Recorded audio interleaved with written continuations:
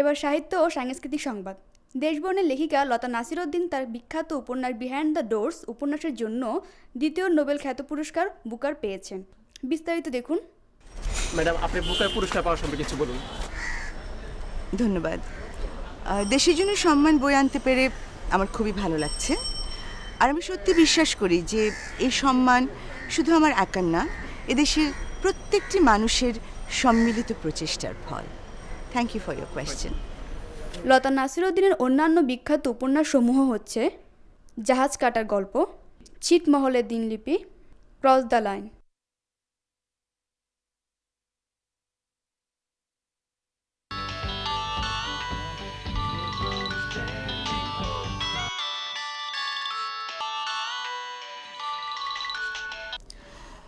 Hello.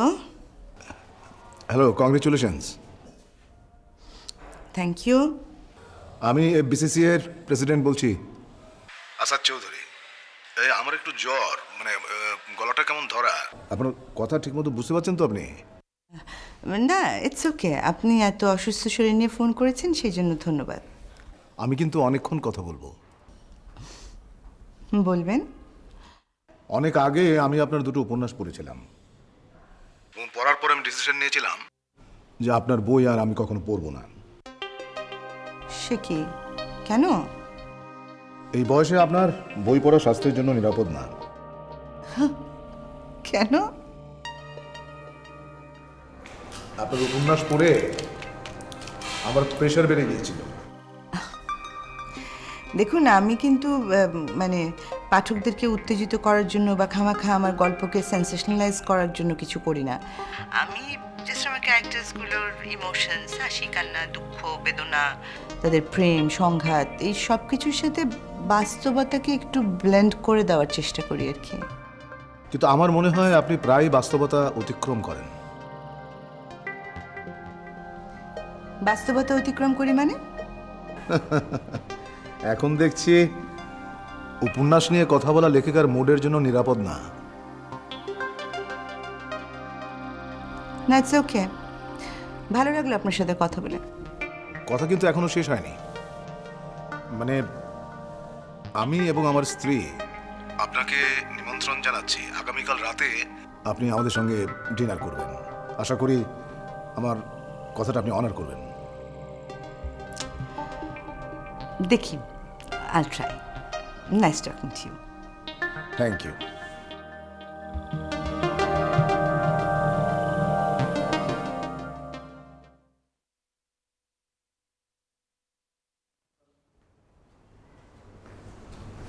Hello. Oh, আসসালামু আলাইকুম। ওয়ালাইকুম আসসালাম। আসুন বসুন প্লিজ। তো আসাদ স্যার, আমার কোন দুটো উপন্যাস পড়ে আপনি শপথ করেছেন যে আমার লেখা আর পড়বেন না? একটা হচ্ছে নিরন্তর, আর আরেকটা হচ্ছে কি বলো ওটা, ডায়েরিটা এখনো আছে। ডায়েরিটা এখনো আছে, পড়ে তো আমার প্রেশার বেড়ে গেছিল, হার্ট অ্যাটাক হয়ে যাওয়ার মতো অবস্থা। আপনি খুব আবেগপ্রবণ মানুষ। না, আমি মোটেও আবেগপ্রবণ নই। আপনি আপনার উপন্যাসে যে সিচুয়েশন ক্রিয়েট করেছেন তাতে যে কোনো পাঠক আবেগপ্রবণ হতে বাধ্য। আপনি কি করেছেন? দেখিয়েছেন যে দুরারোগ্য ব্যাধিতে সন্তান আক্রান্ত, বাবা দিকবিদিক জ্ঞান শূন্য, সন্তানের চিকিৎসার জন্য যে টাকাটা দরকার সেটা জোগাড় করা তার পক্ষে সম্ভব না। তারপর সে বিভিন্ন কনসার্ট করে কিছু ধনী লোকের সহায়তায় টাকাটা জোগাড় হলো। তারপর আপনি কী করলেন? বাবা ব্যাংক থেকে টাকাটা তুলে যখন হাসপাতালে আসছিল তখন টাকাটা ছিনতাইকারীরা ছিনতাই করে নিয়ে যায়। বাবা দিকবিদিক জ্ঞানশূন্য হয়ে ছিনতাইকারীর পেছনে ছুটতে গিয়ে গাড়ি নিয়ে চাপা পড়ে মারা যায়। বাবাটাও মারা গেল, ওইদিকে ছেলেটা বিনা চিকিৎসায় মারা গেল। আচ্ছা, উপন্যাসের সমাপ্তিটা কি এত করুণ না হলেও হতো না? না। কেন? কারণ উপন্যাসের চরিত্রগুলো আমার সৃষ্টি, সুতরাং তাদের দুঃখ, কষ্ট, বেদনা, ভালো লাগা, সমস্যা সমাধান করার ক্ষমতা, সেগুলো আমার সৃষ্টি। তবে আমি কিন্তু আমার সৃষ্ট চরিত্রগুলোকে সমস্যার মধ্যে ফেলি না। তারা সমস্যার মধ্যে পড়ে নিজেদের কোনো ত্রুটি বা দুর্বলতা থেকে। আমি যেটা করি, আমি চরিত্রগুলোকে বাস্তবতার সামনে দাঁড় করিয়ে দিই। কিছু চরিত্র বাস্তবতাকে জয় করে, আর বাস্তবতা কিছু চরিত্রকে জয় করে, আর তখনই সূত্রপাত হয় ট্র্যাজেডির। অর্থাৎ আপনার উপন্যাসে যে ঘটনা প্রবাহ থাকে ও যেভাবে আপনি সমাপ্তি টানেন, সেটা আপনি একেবারে পুরোপুরি বাস্তবতা থেকেই নেন, তাই তো? Of course. Are you confident? Confident না হলে তো লিখতাম না, তাই না? তার মানে আপনি আপনার উপন্যাসে যা লিখবেন সেটাই ঠিক, সেটাই সত্যি। আমার তো তাই মনে হয়।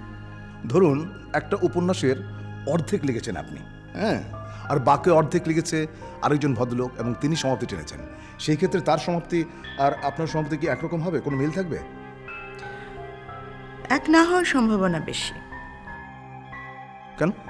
এটা নির্ভর করছে ওই লেখকের চরিত্রগুলো বুঝতে পারার ক্ষমতা, পরিস্থিতি, তার নিজস্ব মাইন্ডসেট, ভ্যালুজ, এক্সপিরিয়েন্স, এসব কিছুর উপরে। আচ্ছা, ধরে নেওয়া যাক যে ওই ঔপন্যাসিক যে উপন্যাসের সমাপ্তিটা টানছে সে আপনার চাইতে অভিজ্ঞতা সম্পন্ন, আপনার চাইতেও এক্সপেরিয়েন্সড এবং মেধাবী। সেই ক্ষেত্রে আপনার সমাপ্তি ঠিক হবে না ওই ভদ্রলোকের সমাপ্তি ঠিক হবে? আমার সমাপ্তি। কেন? কারণ আসাদ সাহেব, চরিত্রগুলোকে আমি জন্ম দিয়েছি, আমি চরিত্রগুলোর মা। মার উপরে তো আর কেউ না, তাই না? আচ্ছা, আমার শেষ প্রশ্ন, আপনি তো আনম্যারিড, বিবাহিত জীবন সম্পর্কে আপনার কোনো অভিজ্ঞতাই নেই। সেই ক্ষেত্রে আপনার উপন্যাসে বিবাহিত চরিত্রগুলো কি বাস্তবসম্মত হয় বলে আপনি মনে করেন? আমি বিয়ে না করলেও বিবাহিত জীবনকে খুব কাছ থেকে দেখার অভিজ্ঞতা আমার আছে। আচ্ছা, দেখুন, দূরে দাঁড়িয়ে আগুনের উত্তাপ অনুভব করা আর সত্যিকার অর্থে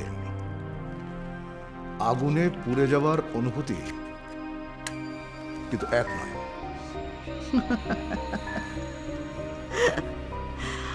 আগুনের উত্তাপ অনুভবের জন্য যদি লেখককে আগুনে হাত পোড়াতে হয়, তাহলে কি আত্মহননের কথা লিখতে গেলে লেখককে আত্মহত্যা করতে হয় না? আসাদ সাহেব, একজন লেখক তার সারাটা জীবন ব্যয় করে জীবন, সমাজ, তার পারিপার্শ্বিক অভিজ্ঞতা, তার পূর্ববর্তী লেখকদের অভিজ্ঞতা, এগুলো থেকে জ্ঞান আহরণ করে। আর একজন লেখক অনেক কিছুই লিখতে পারে, কারণ লেখাটাই তার কাজ। যেহেতু উপন্যাসের চরিত্রগুলো আপনার সৃষ্টি, সুতরাং এই চরিত্রগুলো নিয়ে আপনি যা খুশি তাই করতে পারেন, চরিত্রগুলো নিয়ে আপনি ছিনিমিনি খেলতে পারেন। এটা আপনার অধিকার, তাই তো? না আসাদ সাহেব, আমি তো আপনাকে একটু আগেই বললাম যে আমি চরিত্রগুলো সৃষ্টি করি ঠিকই, এবং সেগুলোকে শুধুমাত্র বাস্তবতার মুখোমুখি দাঁড় করিয়ে দিই। তারপরে চরিত্রগুলো নিজেদের ক্ষমতা, অক্ষমতা এসব কিছু ব্যবহার করে পরিস্থিতির সম্মুখীন হয়। ওকে, যদি তাই হয় তাহলে আজকে আপনাকে এখানে ডাকার উদ্দেশ্যটা বলি।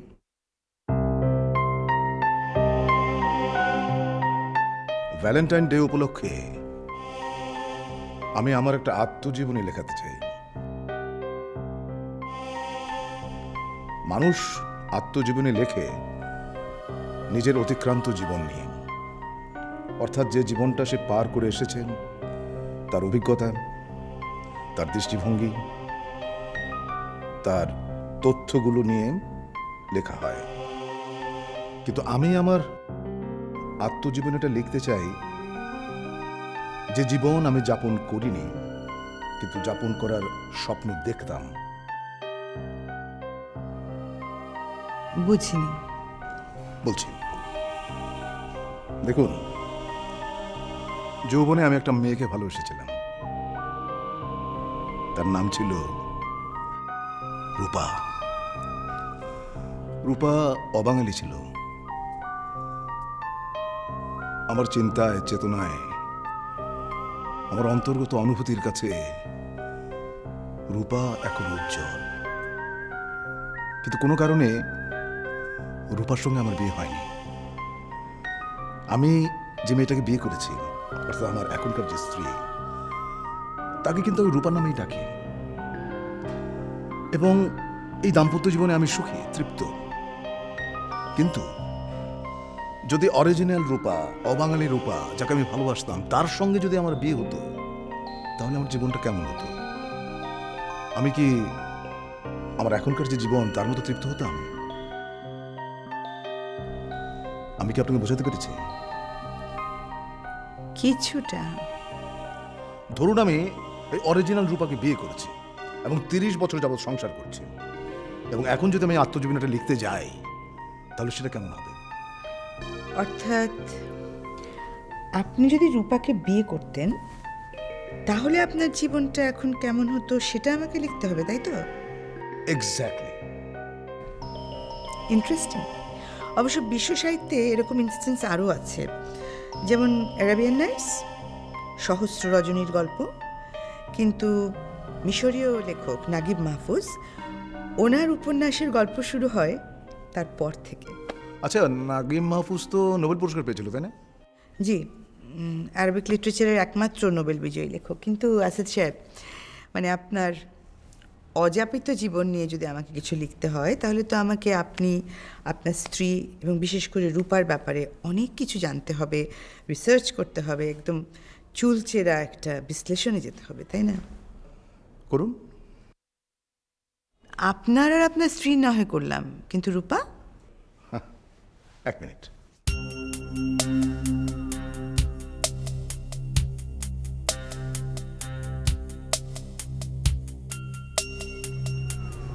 এই সিডিটার মধ্যে রূপা সম্পর্কে কিছু তথ্য এবং ইনফরমেশন দেওয়া আছে, যা থেকে আপনি রূপা সম্পর্কে একটা মোটামুটি ধারণা পাবেন। যেমন ধরুন, রূপার চেতনা বা তার মূল্যবোধ বা তার দৃষ্টিভঙ্গি, তার বিবেচনাবোধ, এই সম্পর্কে একটা ধারণা পাবেন। এরপরেও যদি অন্য কোনো ইনফরমেশন জানার দরকার হয়, just give me a call. Excuse me. समझ गया, खाना तैयार है। হাই, কেমন আছেন? আমি ভালো আছি, আপনি ভালো আছেন? চলছে।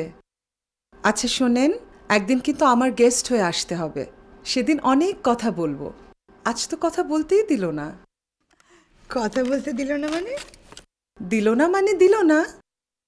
শোনেন, ওকে দেখে যত ভালো মানুষ মনে হয়, ও কিন্তু আসলে তত ভালো মানুষ না। ভিতরে ভিতরে অনেক শয়তান আছে, এটা শুধু আমি জানি। হ্যাঁ, চলুন ডিনার সেরে আসুন প্লিজ।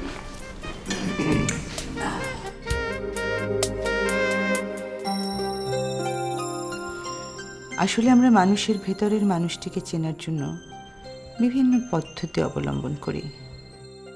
মানুষ মূলত অ্যাগ্রেসিভ, অ্যাসার্টিভ, প্যাসিভ, ইন্ট্রোস্পেক্টিভ, রিঅ্যাক্টিভ, এই 5 ধরনের হয়ে থাকে। এখন কে কোন ধরনের, এটা আমরা নির্ধারণ করি ব্যক্তির mottos, believes, communication style, behaviour, non verbal cues, problem solving, feelings felt, effects, conflict, management ethics, আরও অনেক কিছু পর্যালোচনা করে। আর এইসব পর্যালোচনা করা হয় কাউন্সেলিংয়ের মাধ্যমে। অনেক সময় গল্পের ফাঁকে ফাঁকে বিভিন্ন প্রশ্ন করা হয়। প্রশ্নগুলো আগে থেকে সাজানো থাকে। এছাড়া বিভিন্ন ধরনের ধাঁধা ও আর্টিফিশিয়াল কিছু সমস্যা তৈরি করে তার কাছে সমাধান চাওয়া হয়, এবং তার দেওয়া সমাধানগুলো অ্যানালাইসিস করে ভিতরের মানুষটি চেনার চেষ্টা করা হয়। মানুষটা অ্যাসার্টিভ, প্যাসিভ কি অ্যাগ্রেসিভ।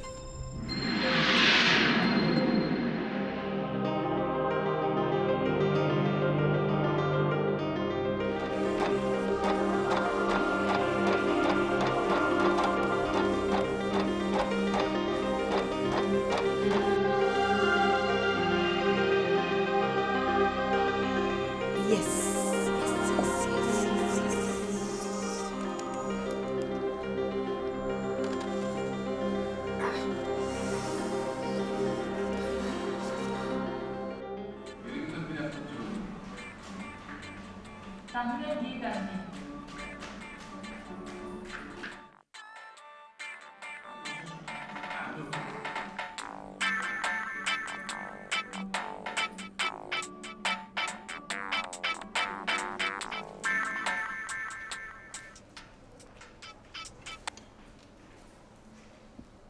হ্যালো, কেমন আছেন? হ্যাঁ জি ভালো, আপনি কেমন আছেন? আমি ভালো আছি, thank you very much. What about you? Me I am walking on fire, walking on fire. Trust me. রূপার যে সিডিটা আমি আপনাকে দিয়েছিলাম সেটাকে স্টাডি করেছেন? হ্যাঁ করেছি। Is that enough? Well, it's enough to create a character, but I definitely need more information to establish it. What kind of information? যেমন ধরুন, এই রূপার সাথে আপনার কোথায় কখন প্রথম পরিচয় হয়, তখন আপনাদের বয়স কেমন ছিল, দেশের সোশিও পলিটিক্যাল ইকোনমিক অবস্থাটা কীরকম ছিল, অ্যান্ড ডেফিনেটলি এই যে আপনাদের সম্পর্কের যে একটা করুণ পরিণতি, মানে in detail I want to know everything in detail. আচ্ছা, দেখুন আমি সৈনিক ছিলাম।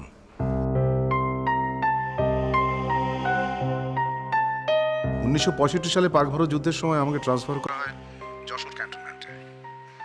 তারপর 1968-তে সৈয়দপুরে। রূপা সৈয়দপুরে থাকতো তার বড় বোনের সঙ্গে।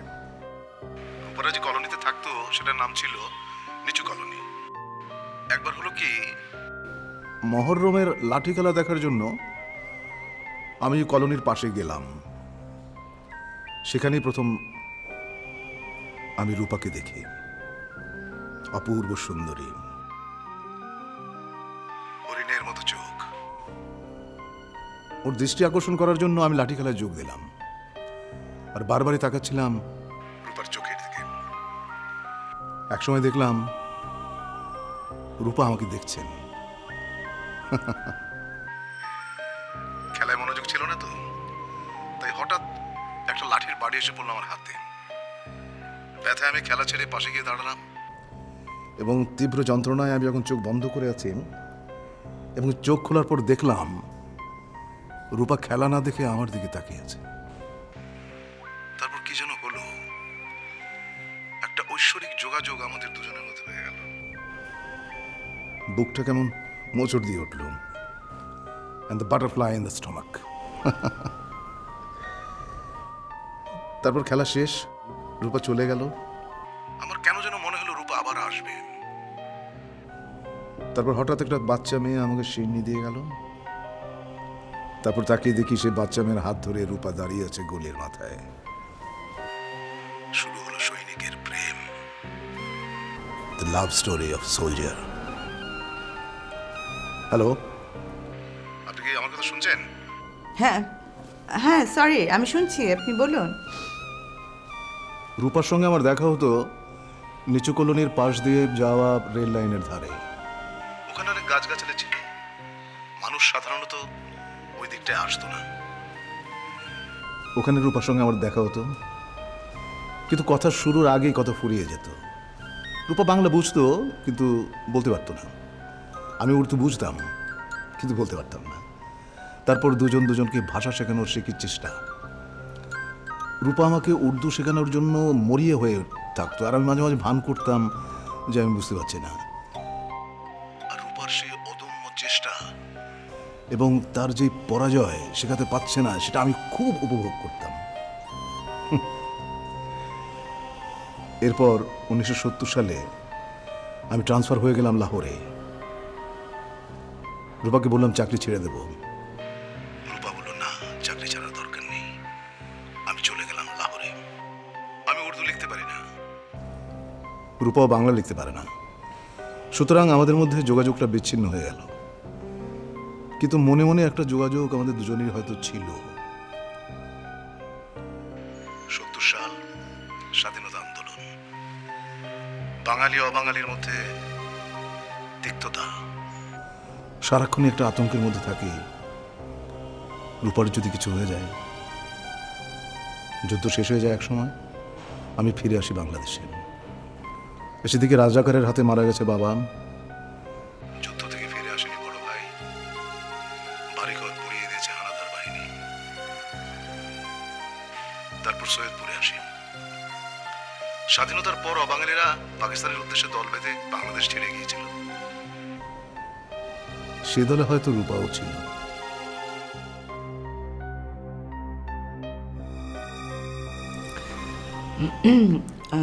আসাদ সাহেব, আগামীকাল লাঞ্চের পরে আমি ফ্রি আছি।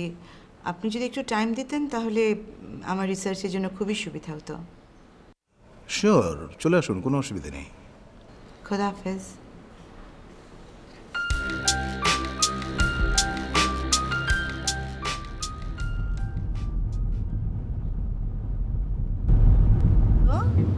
Where are we going now? Golf club. Sometimes I play golf. আসছেন যে? খেলা না দেখিয়ে আসছেন? অত খারাপ আমি খেলি না। না, আমি সেই জন্য হাসছি না। মানে আপনি আজ অ্যাপয়েন্টমেন্ট দিলেন গলফ ক্লাবে, আপনার ওয়াইফ আমাকে আগামীকাল অ্যাপয়েন্টমেন্ট দিয়েছে বিলিয়ার্ড রুমে। আই ওয়াজ ওয়ান্ডারিং এটা কি কোইন্সিডেন্স না অ্যারেঞ্জড? ইন্টারভিউটা কি গলফ ক্লাবে গিয়ে নেবেন না এখন শুরু করবেন? না, এখানেই। তবে একটা রিকোয়েস্ট আছে, আপনি কাইন্ডলি যা প্রশ্ন করব সব কিছুর অনেস্ট এবং সত্য উত্তর দেবেন, কারণ আপনার উত্তরের উপরই তো নির্ভর করবে না আমি আপনার চারিত্রিক বৈশিষ্ট্যগুলো কিভাবে নির্মাণ করব আমার গল্পে। সুতরাং আপনি যদি মহৎ সাজার উদ্দেশ্যে বানিয়েটা নিয়ে কিছু বলেন তাহলে কিন্তু ক্ষতিগ্রস্ত ফাইনালি আপনি হবেন। প্রথম প্রশ্ন, একটি লোক আপনাকে ব্যবহার করে সুবিধা আদায় করছে, এটা জানার পর আপনি কি করবেন? অপশন এ, আপনি সে যদি আপনাকে ব্যবহার করতে না পারে আপনি সর্বোচ্চ ক্ষমতা প্রয়োগ করবেন। নাম্বার 2, আপনি মানে বি অপশনে আপনি তার সাথে সম্পর্ক শিথিল করবেন যাতে সে ফার্দার আপনাকে কখনো ইউজ করতে না পারে। অপশন সি, সে চেষ্টা করে আপনি কিছুই করবেন। একটা লোক আমাকে ব্যবহার করে যদি উপকৃত হয় এবং তাতে যদি আমার কোনো ক্ষতি না হয় তাহলে আমি কেন অ্যাকশন নেব? আর কারো উপকার হচ্ছে, এটা তো খুবই খুবই আনন্দের কথা, তাই না? দ্বিতীয় প্রশ্ন, মনে করুন আপনার দুজন শুভাকাঙ্ক্ষী বা আপনার খুব ক্লোজ দুজন বন্ধু প্রচণ্ড কুৎসিত একটা ঝগড়ায় জড়িয়ে পড়েছে, তখন আপনি কি করবেন? অপশন এ, আপনি দুজনকে নিজের নিজের অবস্থান সম্পর্কে সচেতন করে ঝগড়া করা থেকে বিরত রাখার চেষ্টা করবেন। অপশন 2, আপনি একটা মীমাংসার চেষ্টা করবেন। অপশন 3, আপনি কিছুই দেখেননি, কিছুই জানেন না, এরকম ভান করে জায়গাটা থেকে চলে যাবেন। অপশন 3, এই অবস্থায় আমি আপনি কিছুই করব না, কারণ এটা তাদের ব্যক্তিগত ব্যাপার এবং তারা প্রাপ্তবয়স্ক। তারপরেও আমি পর্যবেক্ষণ করব, যদি দেখি যে সিচুয়েশন ক্রমশ জটিল হচ্ছে তখন প্রয়োজন হলে স্টেপ নেব। আচ্ছা ধরুন ওই যে দুজন ঝগড়া করছিল তারা আপনার আত্মীয় না বন্ধু, আপনি যাদেরকে চেনেনই না, সেক্ষেত্রে আপনি কি করবেন? দেখুন, এরকম পরিস্থিতির সম্মুখীন আমি বহুবার হয়েছি। আসলে কি জানেন, আমি কিছুই করব না, আমি ঘটনাটা পর্যবেক্ষণ করব। তারপর যদি দেখি যে আমার স্টেপ নেওয়া প্রয়োজন তাহলে হয়তো আমি কিছু একটা করব, এবং সেক্ষেত্রে যদি আমার কোনো ক্ষতি না হয়, যদি ক্ষতি হয় তাহলে আমি কিছুই করব না।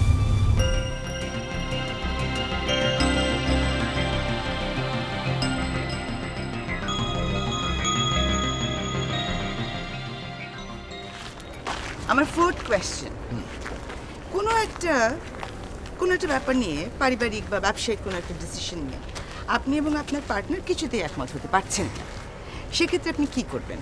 অপশন এ, অনেক জোরালো যুক্তি দিয়ে আপনি আপনার মতামতটা প্রতিষ্ঠা করার চেষ্টা করবেন।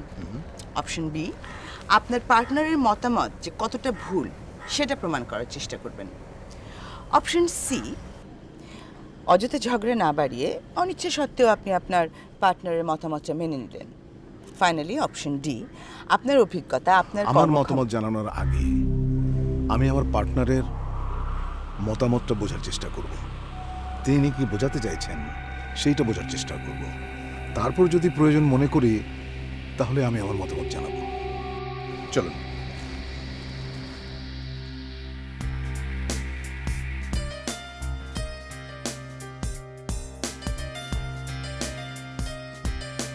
Good shot, good shot. Thank you. Next question. না, কোয়েশ্চেন না, এবার একটা ধাঁধা। মনে করুন আপনি একজন বাস ড্রাইভার, সকালে বাস নিয়ে বেরিয়েছেন।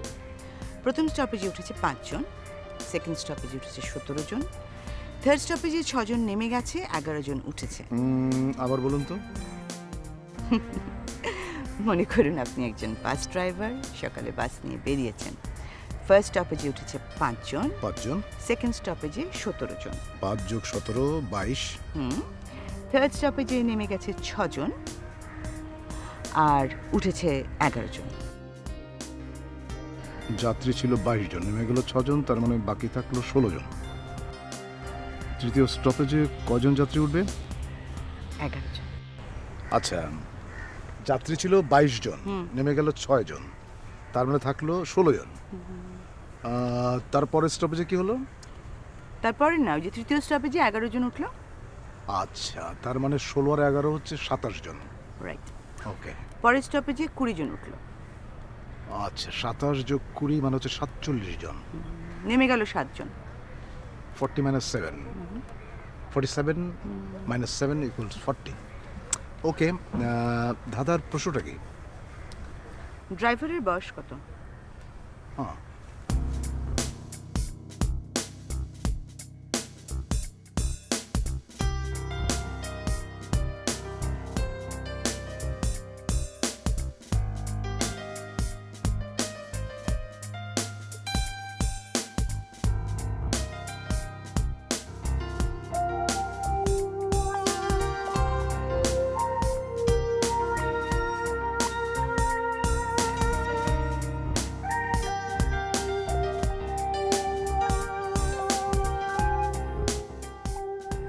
আহ, 40।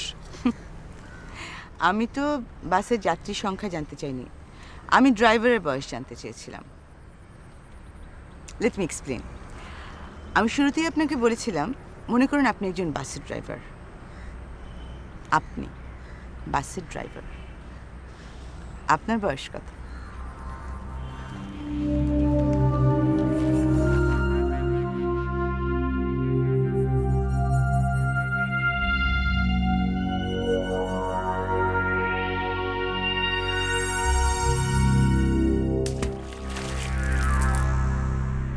I have an appointment. I have to go.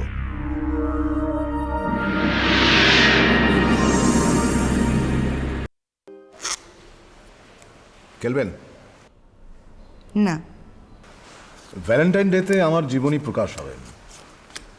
ব্যাপারটা নিয়ে আমি খুব এক্সাইটেড। ভ্যালেন্টাইন ডে তো অনেক দেরি, অতদিন ধৈর্য ধরা মনে হয় আমার পক্ষে সম্ভব হবে না। আমার খুব জানতে ইচ্ছে করে যে আমার প্রেমিকার সঙ্গে আমার বিয়ে হলে আমি কতটা সুখী হতাম। ব্যাপারটা নিয়ে ভাবতে গেলে কেমন যেন ভয় হচ্ছে এবং এক্সাইটেডও লাগছে। কেন? যে সুখী জীবনের বর্ণনা আপনি দেবেন, সেই জীবনটা যাপন করতে না পারার আক্ষেপ আমাকে সারা জীবন তাড়িয়ে বেড়াবে। It will হন্ট me. কি জানি, হয়তো হয়তো এখনকার জীবন আমার কাছে অর্থহীন মনে হবে। মনে হবে বেঁচে থাকার কোনো কোনো মানে নেই। আপনি বলুন না, কতটা সুখী হতাম আমি রূপাকে বিয়ে করলে। রূপাকে বিয়ে করলে আপনি একদমই সুখী হতেন না।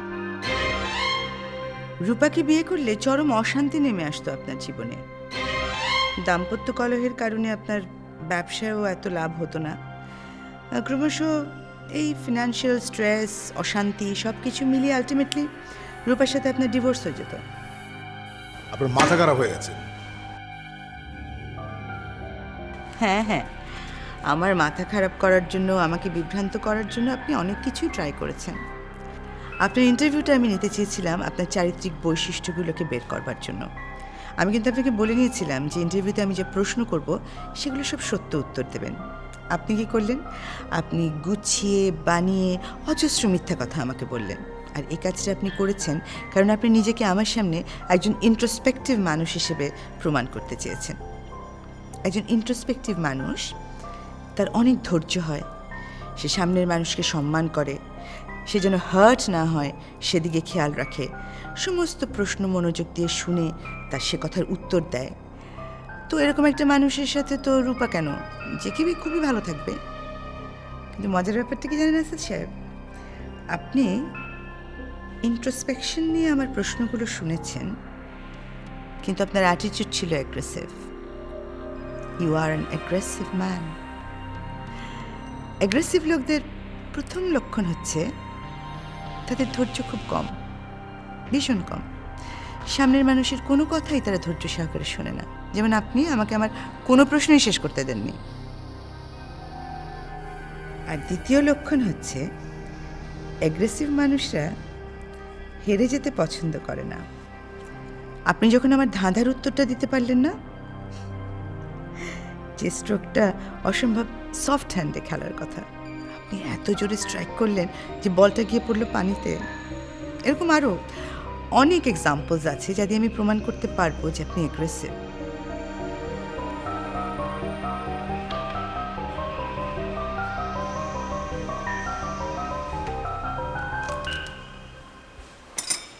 চিনি?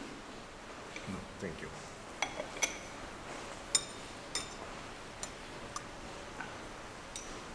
থ্যাংকস।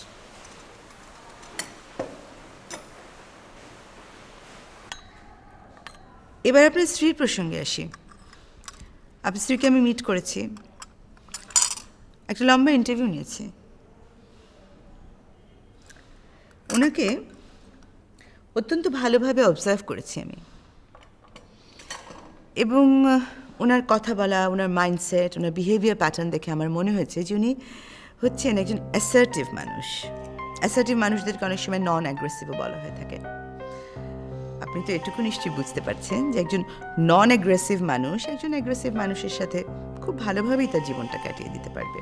তাই আপনি আর আপনার ওয়াইফ এত হ্যাপি। এবার আসা যাক রূপার প্রসঙ্গে।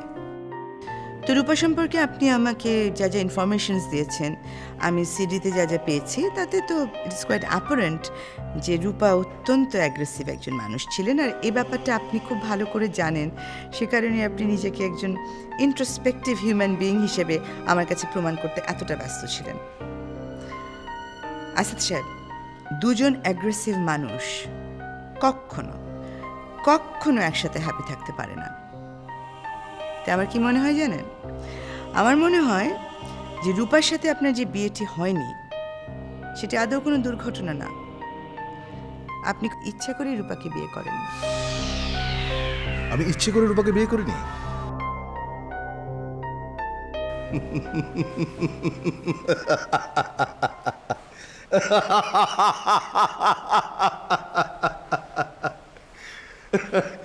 শুনুন, আমি রূপাকেই বিয়ে করেছি। আমার বর্তমানে স্ত্রী হচ্ছে আমার সেই অবাঙালি প্রেমিকা।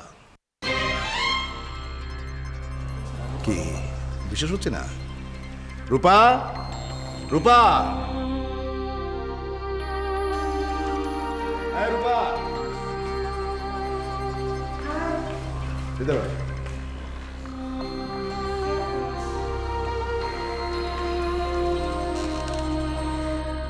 আপনি আমাকে বলেননি কেন আপনি রূপা? আপনি তো আমাকে জিজ্ঞাসা করেন নাই। আপনি আমার ইন্টারভিউ নিলেন, মাগার একবারও আমার পার্সোনাল লাইফের ব্যাপারে কোনো ইন্টারেস্ট শো করেন নাই। আপনি পার্সোনালিটি টেস্ট নিতে চাইলেন, আমি দিলাম। আপনি যেটা চাইলেন না সেটা আমি নিজ থেকে কেন বলবো বলুন? দেখুন, রূপাকে দেখার কোনো আগ্রহই আপনার ছিল না। আমার কাছে রূপার কোনো ছবি আছে কিনা এটা আপনি আমার কাছে জানতে চাননি। আমার মনে হয় আপনার জানতে চাওয়া উচিত ছিল,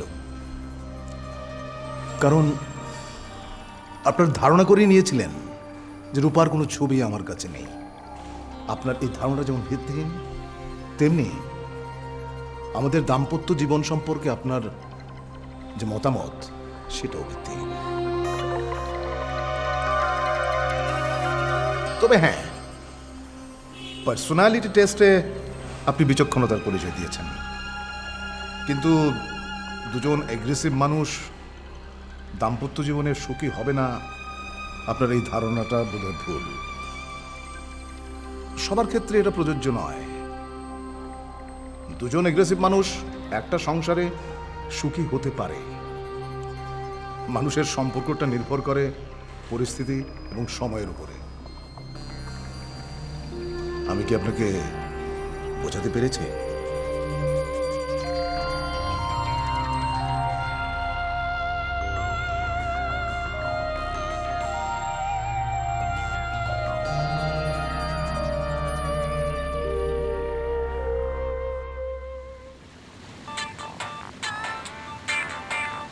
স্যার আপনার ফোনে।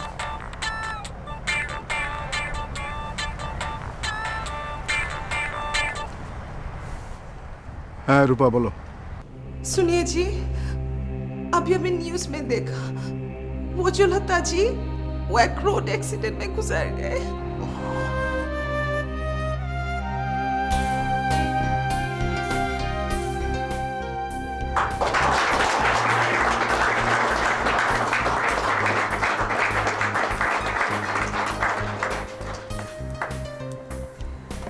ধন্যবাদ, অনেক অনেক ধন্যবাদ। আপনারা এতক্ষণ দেখলেন ভ্যালেন্টাইন্স ডে উপলক্ষে লেখা আমারই উপন্যাস যে জীবন হয়নি যাপনের নাট্যরূপ। এই উপন্যাসের গল্পটা একটু ভিন্ন, তাই এটাকে ভিন্নভাবে উপস্থাপন করবার জন্যেই একজন লেখক, একজন ব্যবসায়ী এবং তার বিহারি উর্দু স্পিকিং স্ত্রী রূপার চরিত্রগুলো আমি সৃষ্টি করেছি। উপন্যাসটি যেরকম পাঠকদের ভালো লেগেছে, আমি আশা করি এই নাটকটিও দর্শকদের ভালো লাগবে। আবারও ধন্যবাদ। ম্যাডাম একটা প্রশ্ন, আপনার লেখা উপন্যাসের লেখিকা খুঁড়িয়ে হাঁটেন কেন? 1971 সালে মুক্তিযুদ্ধের সময় আমার ছোট বোন আমার বাবার হাত ধরে শরণার্থী শিবিরের দিকে দৌড়ে যাচ্ছিল। তখন ওর বয়স ছিল 4। মানুষের ধাক্কা ধাক্কিতে সে নিচে পড়ে যায় এবং তার পায়ের একটা ক্ষতি হয়ে যায়। শরণার্থী শিবিরে তো আসলে অত ভালো চিকিৎসার কোনো ব্যবস্থা ছিল না, আপনারা জানেন। পরে অবশ্য অনেক চেষ্টা করা হয়েছিল, কিন্তু পাটা আর ভালো হয়নি। আমার সেই বোন গত বছর মারা গেছেন। তার স্মৃতিকে অম্লান করে রাখবার জন্যেই আমার উপন্যাসের নায়িকাকে পঙ্গুত্ব বরণ করতে হয়েছে। ধন্যবাদ।